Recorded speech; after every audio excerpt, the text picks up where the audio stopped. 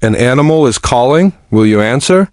What if that call came not in words, but in silence, through the eyes of a mother who knew something more sacred than species? In the quiet hollows of a sun-dappled forest, where the breeze whispered. Through the trees like prayers half-spoken, a stillness broke.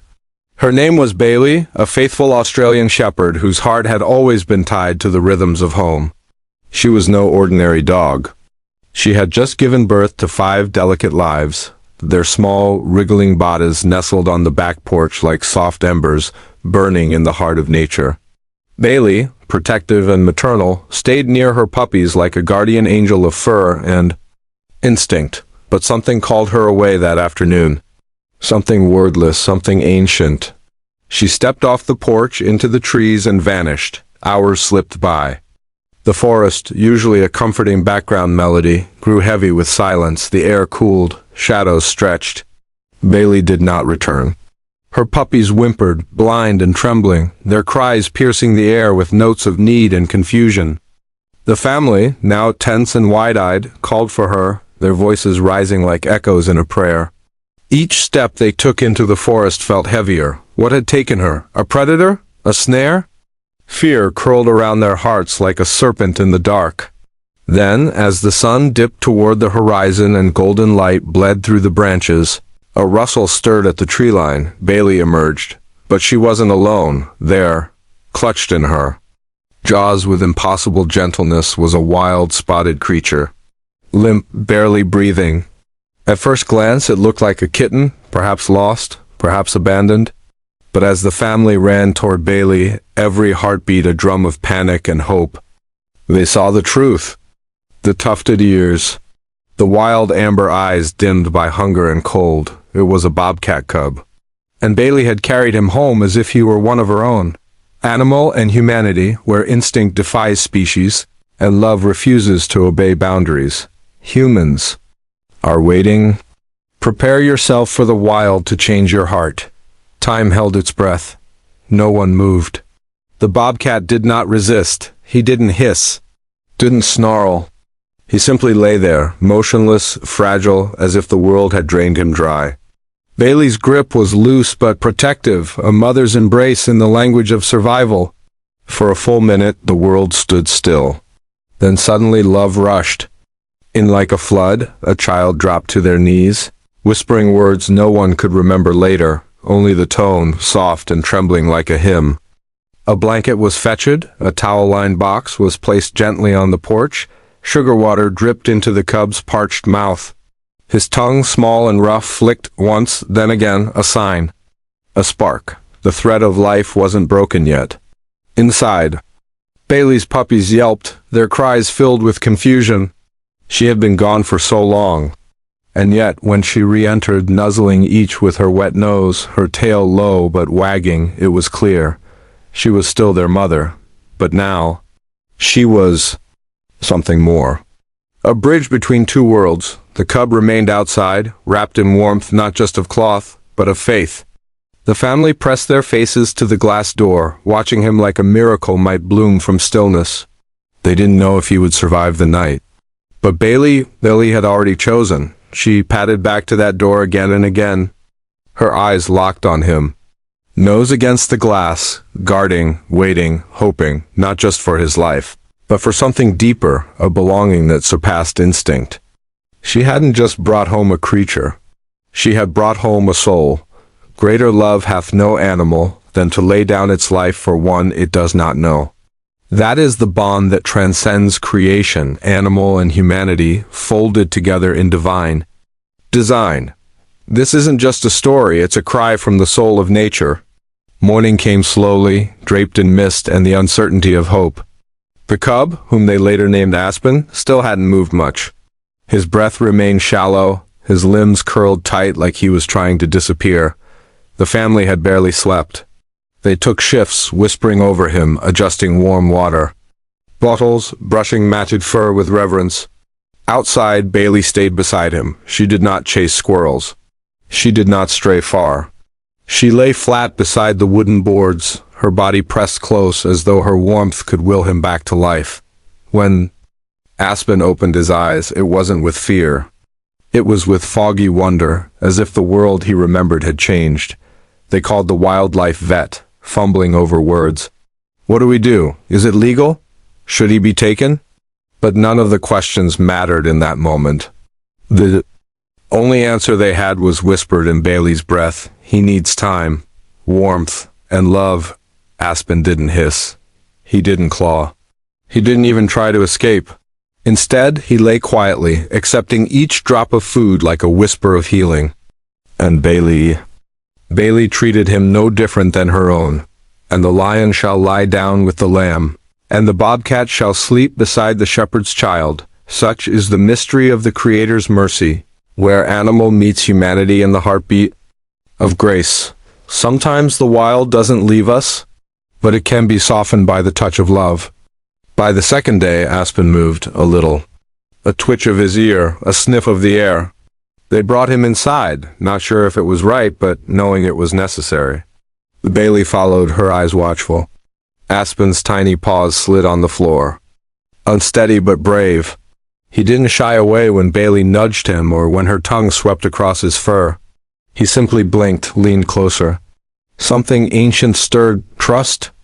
Not taught, but known. That evening the cub stepped forward. Small, shaking, uncertain, but forward. Bailey's puppies, nestled in their blanket nest, watched with wide eyes. One barked, startled by the wild scent, but Bailey silenced them. With a sound low and calm, not a growl, not a command. A reassurance, a mother's voice across species. Aspen stepped closer. Then curled beside them, not quite one of them, not quite apart. A question wrapped in fur. A beginning written in silence. There is no greater miracle than when fear and love collide and love wins. That is the blueprint of animal and humanity, different voices, one soul. A home is not just a place. It's a feeling, a rhythm of breath shared between strangers who choose each other. By the end of the week, Aspen was not just surviving. He was changing. The wildness in him remained, but it had softened at the edges. He began to follow Bailey with small, quiet steps. When her puppies played, he watched. Then, slowly, he joined. First with hesitation, then joy. One morning, the puppies wrestled. Across the living room, Aspen crept forward. Maple, the boldest, bounded to him. Aspen recoiled. Ears flat, unsure. Then Bailey, the eternal bridge, stepped between them, not to divide, but to invite. She licked Aspen's ear, then nudged him forward. The room paused, then exploded in new harmony. From that moment, Aspen was no longer a visitor. He was theirs. He chased tails, he batted toys. He curled into the pile of fur and slept with their heartbeats against his. Bailey treated him no different. She corrected him, groomed him, protected him. Her love did not ask if he belonged. It simply knew. Even the wilderness bows before the love of a mother. And even the untamed can be claimed by the quiet rhythm of compassion. And if you ask where he belongs, look not to the woods, but to the warmth of those who stayed. The family watched in wonder. A wild bobcat, once lost to hunger and frost, now curled beside the fireplace, his head resting on a child's foot. He followed them like a shadow, silent, soft, certain. He didn't look to the door, didn't try to run. He had chosen. This strange, warm, tangled place was his pack. He had an appetite now, not just for food, but for life, for safety, for closeness, for belonging. They fed him from bottles, brushed his coat until it shined. He never scratched, never bit. He didn't forget the forest, but he no longer belonged to it. He belonged to a mother dog, who answered a call none of us heard. He belonged to the faith of a child who reached out instead of pulling away. He belonged to love. And so it was that a wild creature did not need a cage, nor a leash, nor fear to be tamed. He needed only a mother, and a home that dared to open its door to the wilderness. The world said he didn't belong, but love said otherwise, and it was love that would speak loudest in the end. In the still breath between law and longing, the family held onto hope like a child clutches the last piece of a dream. Aspen had been taken, not by force, not with violence, but with the quiet efficiency of a system that could not yet see the invisible threads that bound him to a place, to a heartbeat, to a pact not born of blood, but of choice. And yet, even inside the cold parameters of concrete walls and clinical routines, Aspen's spirit did not rebel, it receded. He didn't growl, he didn't lash out, he didn't pace or claw or scream. Instead, he curled into the farthest corner of his holding space, lay down with his back to the world, and grieved. It wasn't just silence, it was surrender. Back at home, Bailey searched. Her nose traced the outlines of memory, the blanket he once slept on, the hallway where he used to chase shadows, the back porch where their story had first begun. And then, slowly, she stopped moving, she stopped eating. She lay beside the empty spot as if keeping vigil for a life not dead but taken. Her puppies, once wild with play, now barked into the air and chased invisible echoes, confusion in their eyes and stillness in their hearts.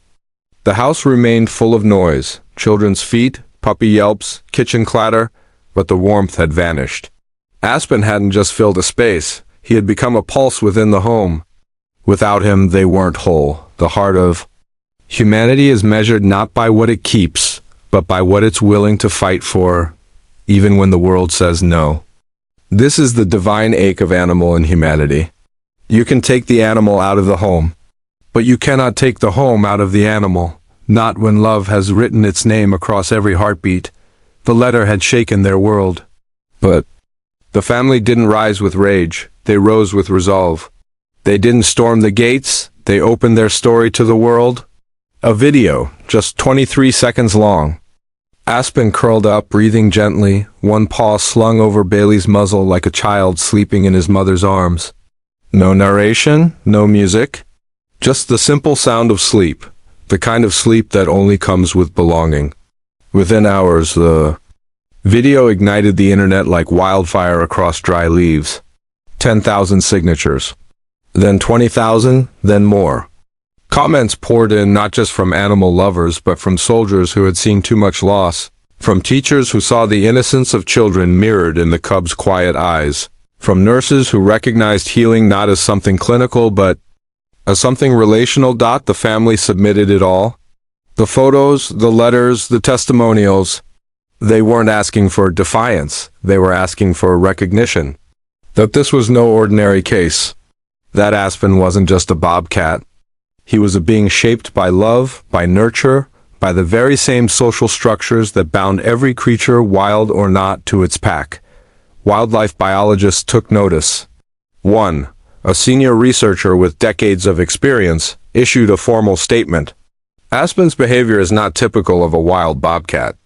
He shows sustained imprinting on the domestic dog who raised him in her litter. He identifies them as his primary social group, forcing him into reintroduction risks, irreversible psychological harm. It was clinical, but it carried the weight of truth. And then the call came. The voice was professional, measured, but under the tone there was a quiet empathy, a human recognition. "We've reviewed the report," the agent said. "We've reviewed the footage, and we've read the public response. An exception will be granted. Aspen can return home." The room fell into stunned silence, then tears, then joy. There were conditions, regular wildlife check-ins, adaptation reports, supervised socialization. But none of that mattered. What mattered was this: Aspen was coming back. What is mercy if not the ability to see the soul behind the species? And what is justice if it does not make space for grace? That is the bridge between animal and humanity. He had been taken once. But this time he returned, not just as a wild thing made tame, but as a miracle returned to its rightful place. The day Aspen returned was not filled with fanfare. There were no flashing cameras, no parades, no dramatic scenes. Only the low rumble of a wildlife van pulling into the gravel driveway, and the quiet intake of breath inside a house that had been holding its soul in limbo. The door creaked open. Bailey lifted her head first. Her ears rose, her body stilled. The scent reached her before the sound. "Aspen," she trotted to the door. Unsure, her body trembling with a strange mix of instinct and memory. The van door opened, and there he was. Aspen stepped out with cautious grace. His legs were steadier now, though his posture betrayed a careful uncertainty. His eyes scanned the familiar space, unsure if what he saw was real or dream. And then he saw her. Bailey didn't run. She didn't bark. She moved forward slowly, deliberately, like a mother who had prayed too long to risk breaking the moment. Aspen took a step. Then another. Their noses touched. And then he pressed his head into her chest. No growl, no hesitation. Only home. And a little child shall lead them. But sometimes it is the animal who reminds the human how to love, how to wait, and how to believe again. They called him wild. But we knew the truth. He was born in the forest, yes, but he was raised by love. And that is what shaped him. Aspen returned not just to a home, but to his identity. He no longer circled the edges. He bounded through. The hallways, tail high, muscles strong. The puppies, bigger now, barked with delight, tackling him in a reunion of fur and forgiveness. The children wept openly, unashamed. Aspen purred, a soft, deep sound that echoed in their chests like a hymn. The wildlife officials came weekly, as agreed. They observed, measured, took notes. But they didn't just see a bobcat, they saw a story, a testament. A question Aspen answered with faith. Aspen was thriving, not despite the domestic setting, but because of it. He wasn't reverting, he wasn't hunting. He was learning still how to play, how to trust, how to live in peace. He curled beside the fireplace again. He rubbed against the legs of the boy who once carried him in his arms. He climbed the windowsill and watched birds not as prey, but as curiosities. He didn't want to return to the wild, not yet, maybe not ever, because his wildness had not been lost. It had been transformed, and that is the miracle, not that the wild becomes tame, but that the wild becomes family. That love doesn't erase instinct, it invites it to belong. He didn't just come back. He returned to where he was always meant to be, not behind glass, not in the wild alone, but in the arms of those who saw beyond the fur, the claws, the label, and into the soul of a son. The hesitation that lingered in Aspen's body evaporated like morning frost under the rising sun. As soon as Bailey moved, slowly, confidently, her tail slicing the air with familiarity, Aspen followed. His head dipped low, not in submission, but in peace. His stride softened. His muscles relaxed. Bailey reached him, nosed him gently once, then again, and then, as if no time had passed, lay down in the same spot they had shared so many weeks ago. Aspen tucked himself beside her, curling into her side like the final piece of a puzzle. Finding its place, and then came the whirlwind, a tornado of fur and joy and yelping laughter. The puppies charged into the scene, wild-hearted, clumsy-legged, their bodies colliding in a flurry of squeals and wagging tails. But Aspen didn't flinch. He didn't freeze or retreat or hesitate. He rose to meet them, weaving through their bodies like he had never left. He greeted each one with nudges, playful swats, and deep body twitches that looked a lot like purring. There was no reintroduction needed. He belonged. Instantly, completely, inside the house, the family stood frozen. In silence, a silence not born of fear, but of reverence. It was like watching a miracle unfold. Tears slipped down cheeks without shame. Smiles trembled under the weight of too much hope finally exhaled. No one spoke because nothing needed to be said. Aspen wasn't just back, he was home. Not as a guest, not as a temporary arrangement, and not as a wild animal on borrowed time. He was family, fully, legally, spiritually, and the prodigal cub returned. Not to a barn or a den, but to a fire-warmed floor, a beating heart, and a mother's open arms, the kind of home only animal in humanity can understand. The wild in him didn't disappear. It danced, it learned how to coexist with love. Days passed, then weeks. Aspen grew taller, stronger, sleeker, no longer the frail, shivering creature Bailey had carried in her jaws. The puppies too had changed, now lanky adolescents with long legs and endless energy. Their games turned wilder, their wrestling louder. They flew through the yard like shadows chasing the wind. But Aspen was right there with him, darting, weaving, leaping. His instincts were sharp, his reactions swift, but never violent. He played like he was born to it. He chased butterflies with the elegance of a hunter and the innocence of a child. He dove into piles of leaves, tumbled through sun-warmed grass, batted at sticks and toys as if every moment was a celebration. The family often watched from the porch, their hands wrapped around warm mugs, their eyes damp from the kind of joy that almost hurts. Aspen wasn't trying to fit in anymore. He was in. This wasn't a social experiment or a wild animal clinging to a domestic world. This was a pack, not born of blood, but of bond. Love had not tamed the wild. It had given it a home. Even the wilderness bows when it is held gently, not in cages, but in open hands. That is the sacred covenant of animal and humanity. To let the wild live beside us, not beneath us. But nature never forgets its call, and love must be brave enough to let it echo. Seasons changed. The air grew cooler, the leaves turned gold, then fire red, then brittle brown. Aspen still played, still nestled beside Bailey and the puppies, still curled in the sunbeams that poured through the windows each morning. But something inside him had shifted, a quiet pull, a soft whisper, a thread tied to another rhythm beyond the walls of the home. Sometimes he would sit at the edge of the woods, not pacing, not frantic, just listening, nose lifted, ears twitching, his body utterly still, as if waiting for a sound only he could hear.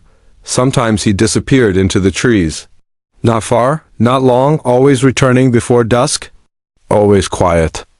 As if testing the memory of where he came from, the family never chased him, they never caged him. From the beginning, they had made a vow that if the day came when Aspen felt the call of the wild so deeply that he had to answer, they would not stop him. They would open the door. Not with goodbye, but with grace stop, because the kind of love that saves also knows when to let go.